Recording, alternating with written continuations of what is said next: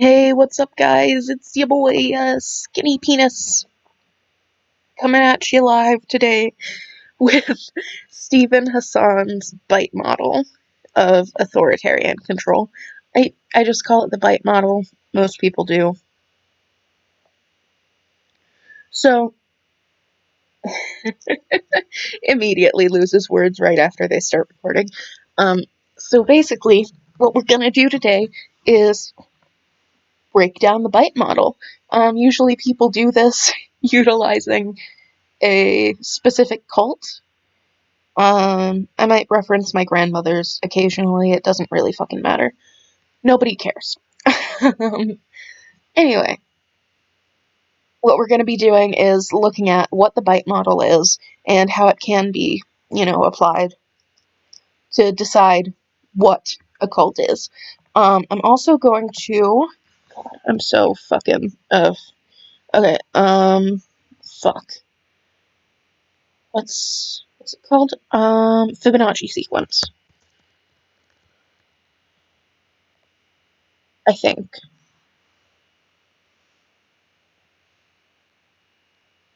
Um, Fuck, I might be wrong. No, I'm not wrong at all. Okay. Yes. So, basically, I got this from Telltale. So, the Fibonacci sequence can be used as a measure of how bad things are. So, like, a 0 is not bad at all. A 1, like, okay. A 2, yeah, pretty bad. 3, a little worse than 2. 5, a good bit worse than 3. 8, way worse than 5. And then 13, 21, and 34. So basically, it's supposed to. Okay, think of 0 as your, like, 0. 1 as your 1. 2 as 2. 3 as 3. But 5 is 4. 8 is 5. 13 is 6. 21 is 7. And 34 is 8. But it's basically just supposed to tell you how much worse something is compared to another thing. So, like, if we take this behavior control thing, and go with a cult regulates an individual's physical reality. If they only do that not at all, it's a zero. It's a 0. If they do that a little bit, a 1. A little bit more than 1, 2. A little bit more than that, 3. A decent amount more than 3 is 4, which would be a 5. I mean, I don't know if this makes sense at all, but I think it does. So we're gonna do that, except instead of doing what Telltale does, we're going to tell. Well, these are all bad things, yes, obviously, but we're going to rank them on by how bad they are. So if a thing does this thing, it's worse than if a thing does like 3 of the other thing. Like, obviously nothing is going to be like not bad at all, but God. My thoughts are just so mangled. Let's just get into it. So, basically, what Freedom of Mind Resource Center defines this as. Many people think of mind control as an ambiguous, mystical process that cannot be defined in concrete terms. In reality, mind control refers to a specific set of methods and techniques, such as hypnosis or thought stopping, that influence how a person thinks, feels, and acts. Pretty self-explanatory, I believe. Hypnosis, most people know what that is, but thought stopping is like, if you have to repeat a phrase over and over again, you're not going to think of anything except that phrase for the duration of when you're doing it. That sort of thing is thought stopping. Basically, it teaches you to think in a specific pattern instead of in your own particular way. Based on research and theory by Robert J. Lifton, Margaret Singer, Edgar Schein, I didn't say that right, but whatever, Louis Jolyon West, and others who studied brainwashing in Maoist China, as well as cognitive dissonance theory by Leon Festinger, Steven Hassan developed the bite model to describe the specific methods that cults use to recruit and maintain control over people. BITE stands for behavior, information, thought, and emotional control. So, in behavior control, you have regulates individuals' physical reality. That's pretty damn bad. I'll say that has a 3, because basically, you know what, let's throw out the Fibonacci sequence. That was stupid as fuck, I don't know why I did it. Anyways, the Fibonacci sequence is really cool. You should look more into it, find somebody who describes it better than I did. I'm tired. I'm so tired. Oh my god, I'm tired. Okay. Regulates an individual's physical reality. That can manifest as, like, telling you where you can, you know, regulating what you can see and experience, that sort of thing. It's the most basic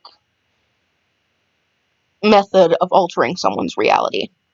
It's also a broader term for a lot of, it's also like a broader umbrella that encompasses a lot of other things that the behavior control category contains.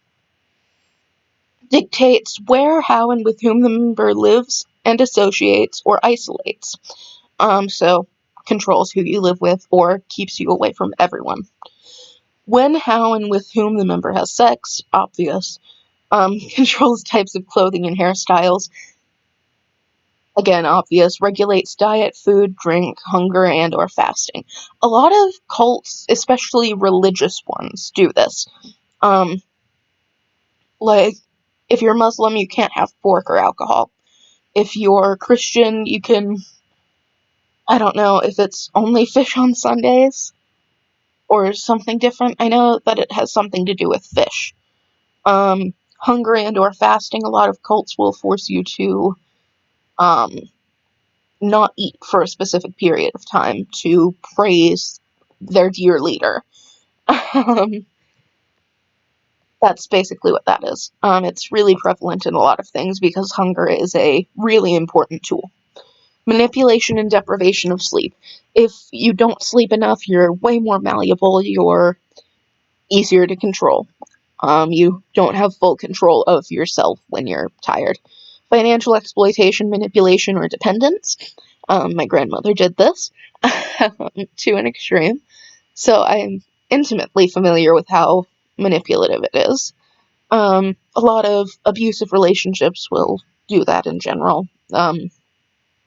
Partners, that want to be fully in control of their spouses or whatever.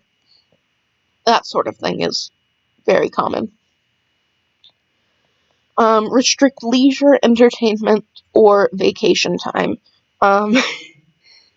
This is a pretty broad one. I think that it can be applied in a lot of different ways. It can also be interpreted a lot of different ways. I think interpreted was the first word I was going for, but whatever. Like, you can have a shitty boss that says that you can't take a vacation day on a specific day or whatever, and he's not exactly running a cult, it's just not a very good relationship you have with your boss, Major time spent with group indoctrination and rituals and or self-indoctrination, including the internet.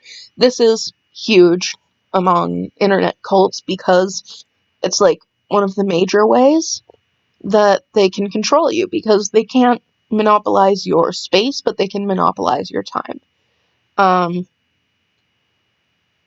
If you don't go to this specific thing, you're not really a part of the group, that sort of thing. Permission required for major decisions. This can be seen in, like, a lot of super religious cults, like, I think that what are they called? Amish. I think the Amish do that, with who you can marry, that sort of thing. Major decisions like leaving the cult can seem like you have to get approval for it because of every other decision being made for you. Rewards and punishments used to modify behaviors, both positive and negative. This, I'm not sure. The amount of time I take to think is insane. This can be something that a lot of people who don't intend to manipulate you do. Like, hey, way to go, you did this thing that I thought you should do even though you didn't want to do it. Ooh, like that sort of thing. It's not always. I would just say that a lot of these alone are not indicative of, well, they are indicative of, but I said dick. I wouldn't say that alone they're huge red flags. Like, some of these things are definitely way worse than other things. Fucking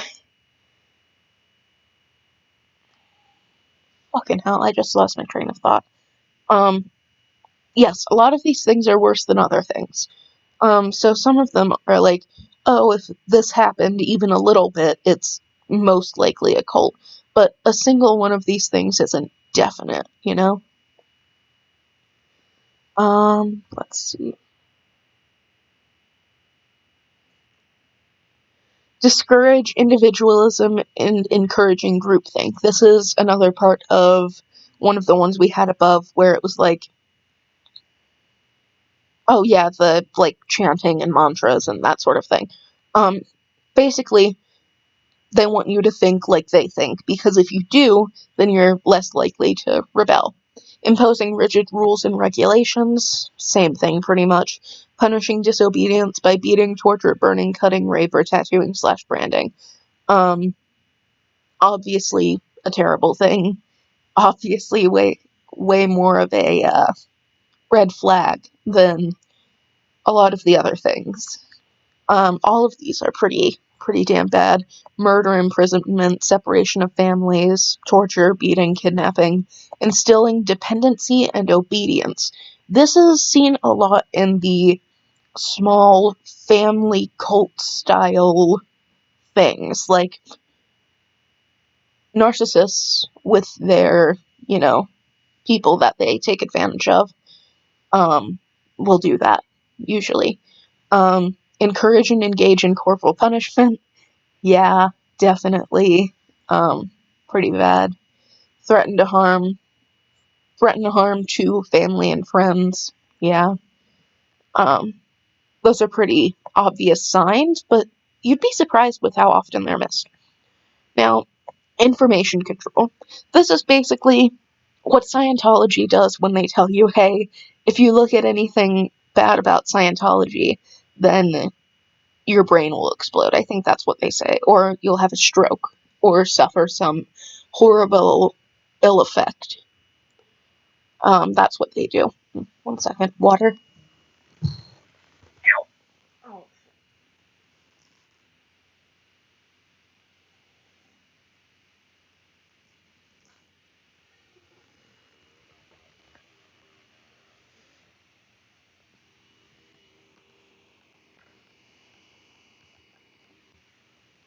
Okay. So, information control. Deception. Obviously, a pretty wide umbrella. Um, Deliberately withholding information, distorting information to make it more acceptable, and systematically lying to the cult member. Um,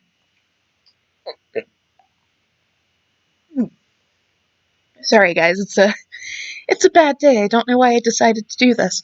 I could have just pushed it off until tomorrow or something, but I didn't.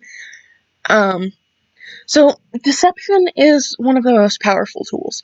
Basically, if you can lie to somebody enough and have them believe you, it's the easiest way to get them to like you, you know? So cults use that quite a bit. Minimize or discourage access to non-cult sources of information, including internet, TV, radio, books, articles, newspapers, magazines, and media. Critical information. Former members. Keep members busy so they don't have time to think and investigate, and control through cell phones with texting, calls, and internet tracking. Scientology does all of this. Like, controlling all of this. If you're on the Sea Org, you don't have access to anything that they don't approve of, and if you're not, they don't really care. I mean, why would they? They don't have much in you if you aren't. Former members, suppressive persons, fucking apostates, I already said suppressive persons, yeah, I think those are the two main words, but a lot of cults will call ex-members those sorts of things. That's basically just to instill a sense of otherness upon them, or to get people to think that they're some big scary monster that you shouldn't even think about because they're so out there. Keeping members busy so they don't have time to think and investigate. That's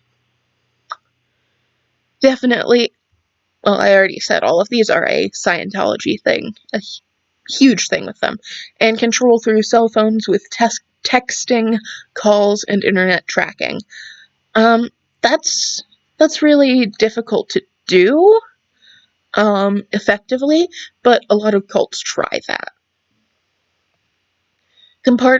Compartmentalize information into outsider versus insider doctrines, ensure that information is not freely accessible, control information at different levels and missions within the group, and allow only leadership to decide who needs to know what and when. Again, Scientology. This whole thing is basically Scientology, in a nutshell. If your members can't access information, they can't use it to make a conclusion that is unfavorable. And that's what cult leaders want, basically. They want everybody to think, oh, this person is great. Encourage spying on other members. Yeah, okay. Encourage spying on other members. Impose a buddy system to monitor and control the member, report deviant thoughts, feelings, and actions to leadership, and ensure that behavior is monitored by the group. If you control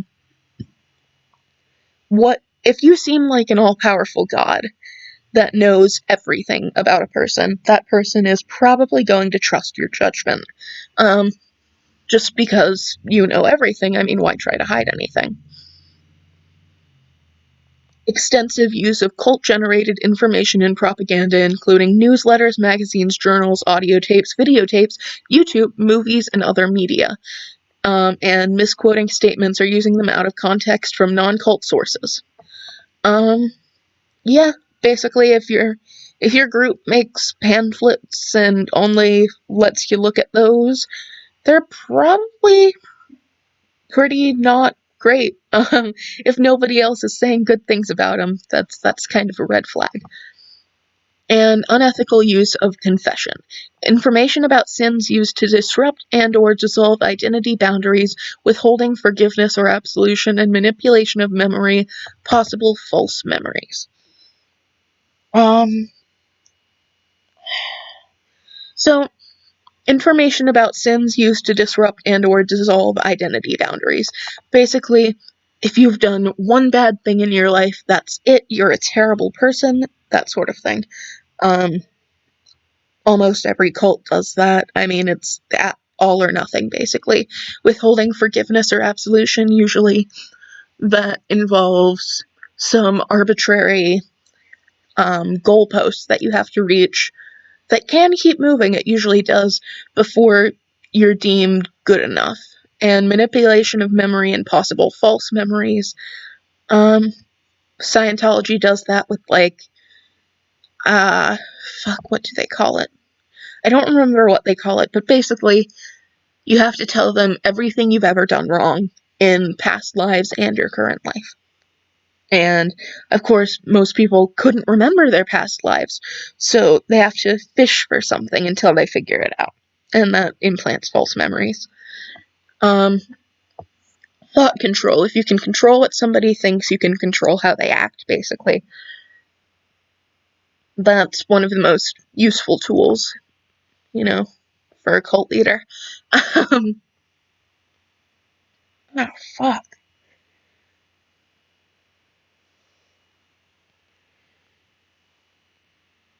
See something. Oh, shit. Only 30 minutes in. Looks like this will be like... Well, it's only 22 minutes in. Looks like this will be pretty short, but that's alright.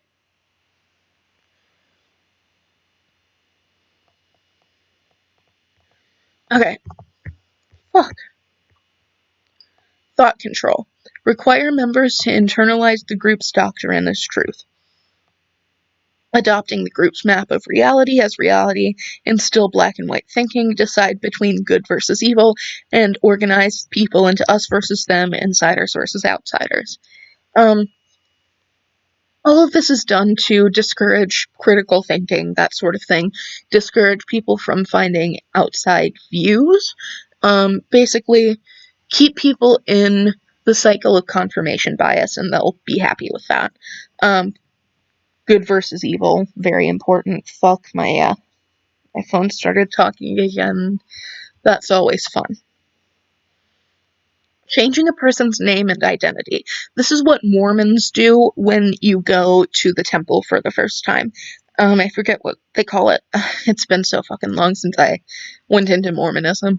I didn't actually do Mormonism. I studied Mormonism. It's been a while since I re-evaluated that. Oh, shit, re-evaluated it. It's bad. Anyway. Change person's name and identity. Yeah. If you have a different name, you're not yourself anymore, Use of loaded language and cliches which constrict knowledge, stop critical thoughts, and reduce complexities into platitudinous buzzwords.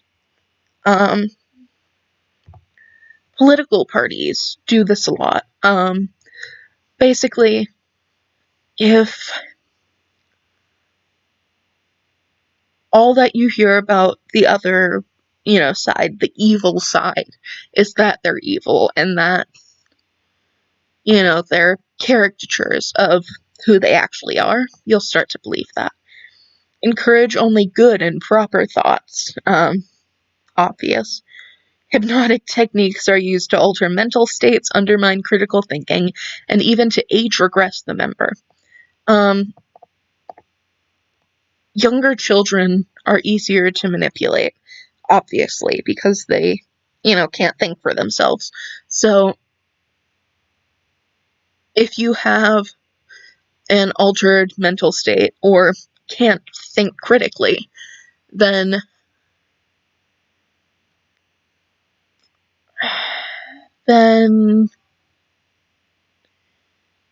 you won't be able to respond to things as, a full adult would, reasonably.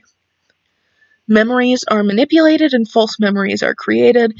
If you think that something terrible happened to you before you were a part of the cult, you'll think that the cult saved you from it.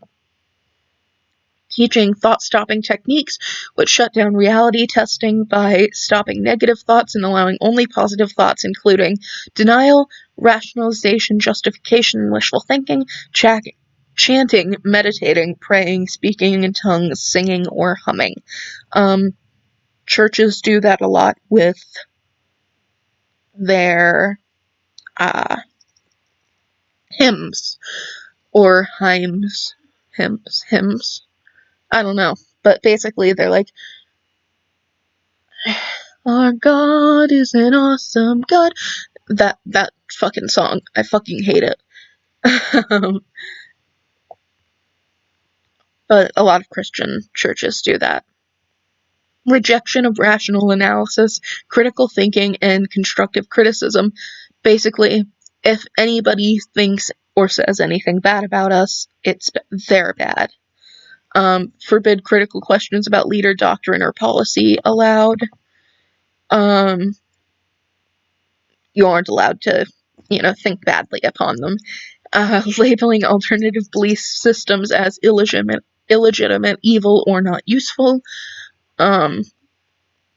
you have the wrong mindset for this, you need to reset your mindset, that sort of like male Chad Hunbot thing that a lot of guys do. Like, basically capitalism does this. You don't have a growth mindset, that's why you're not rich, bruh. Like, that sort of fucking shit. And instilling a new map of reality. Basically, your entire idea of the world is new and different, and, what the cults is. Emotional control. They control your reactions to things. Manipulate and narrow the range of feelings. Some emotions and or needs are deemed as evil, wrong, or selfish. If what you feel is constantly invalidated, you will attempt to stop feeling that to be more convenient. Teach emotion stopping techniques to block feelings of homesickness, anger, or doubt. If you don't want to go back, you won't go back, you won't leave. Make the person feel that problems are always their own fault, never the leader's or the group's fault. Obviously, the group can't be wrong. They're 700 people, and you're just one guy,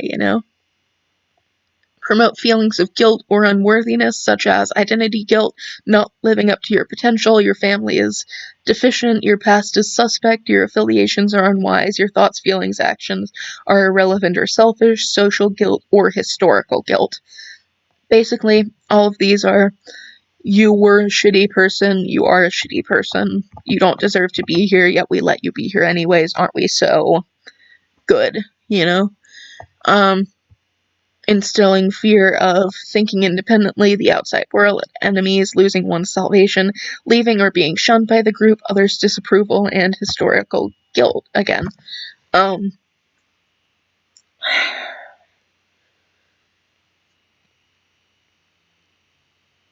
Let's see. Almost every cult does this. It's just what they do, It's the main way they keep people scared of everything else. Extremes of emotional highs and lows, love bombing and praise one moment and then declaring you a horrible sinner the next. All cults do that. Well, most do that. Basically, if you're either, they keep you happy enough that you'll stay, but not so happy that you'll think you're good enough to leave. Ritualistic and sometimes public confession of sins. Yeah, basically everybody else thinks and knows your shit, so, you can't leave now. Why? Do you want your secrets to get out? That sort of thing. And phobia indoctrination. Inculcating, I feel like that just means, God, I've never really seen that word before. I read through this 3 or 4 times. I should know this word. I assume that it means, here.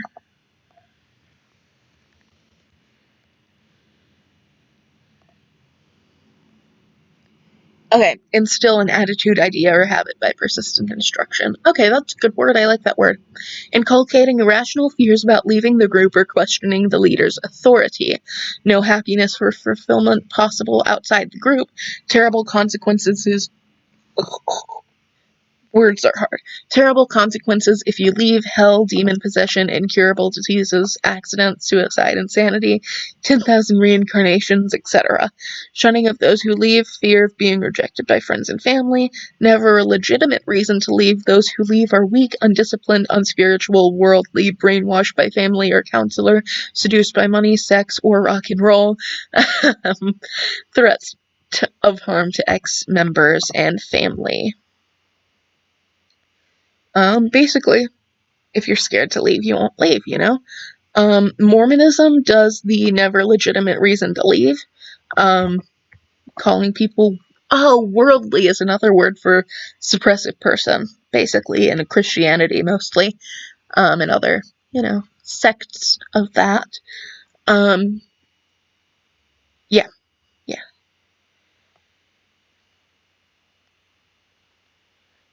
So, destructive mind control can be determined when the overall effects of these four components promotes dependency and obedience to some leader or cause. It is not necessary for every single item on the list to be present. Like many techniques, it is not inherently good or evil. If mind control techniques are used to empower an individual to have more choice and authority for their life remains within themselves, the effects can be beneficial. For example, benevolent mind control can be used to help people quit smoking without affecting any other behavior. Mind control becomes destructive when it undermines a person's ability to think and act independently. Ugh. So, basically, what Steven Hassan's getting at here is that, well, getting at here, um, is that sometimes mind control is a good thing. Sometimes it can be the best thing in the world, but if it's too good, you always have to take a look at it, you know?